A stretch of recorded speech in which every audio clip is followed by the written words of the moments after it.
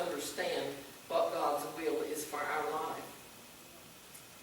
Failure need not stop us. Jacob had been a failure, seemed like from start to finish. Every time he turned around, something was happening. But yet, he found favor with God. God had called him. And you know, I want to just insert this a little bit. You're not always going to be perfect. You're not always going to do the perfect thing.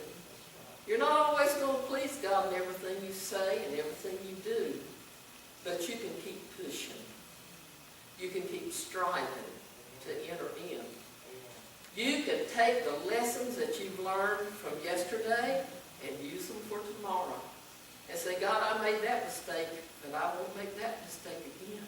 If you'll be my helper, and God is our helper, and he will help us along life's journey. Thank God this morning. I'm going to stop right there with those calls. I've got 7 of those calls written down. And maybe I'll finish up next Sunday. I don't know. If the Lord would lead, if he doesn't, then I won't. I'll just say, well, God, you gave it to me so I could just feast off of your word. But I want you this morning, don't pass up that call. Don't let the call pass by you. If you feel God calling you and tugging at the strings of your heart, like that kite that Sammy was singing about this morning, you might not see God. We don't see, no man can see God and live. We might not hear his voice audibly, but he deals with the heart, and we can feel a tug. And I told in the Sunday school class, some of you weren't in that class, how that years and years ago, that when I was a teenage girl, I went to church with my boyfriend, which was to become my husband, and I didn't know what was wrong with me. But I sat in that service, and Aunt Rita Allen was standing there teaching that class. And Aunt Rita had big hands. She was a big woman. I remember those fat fingers. She held the Bible like this in one hand. She had a washcloth in this hand because the tears just poured down her face for the burden that she had for people and probably for the joy that she felt of the Lord. I didn't know what it was all about. But as I sat there in that class, something got a hold of my heart. And a big old lump rose up right in my throat. And I couldn't hold back the tears. The tears began to pour down my face. And of course, I was bashful. I was probably 15 years old. You know how teenagers are. We get bashful real quick, turn red real quick. And I didn't want nobody to see that. But I didn't even realize then what was wrong with me. And so I try, if I feel like God is dealing with somebody in a congregation, I really try to let them know that it's God that is tugging at your heartstrings. It's not the sad story I just told. It's not because I'm standing here looking so pitiful that you're crying. It's because God is dealing with your heart and he's tugging. And he already knows your name. He knows who you are. He knows right where you're at. He knows where your position is with him. And he wants just to draw you closer. Moses, Moses. Samuel, Samuel.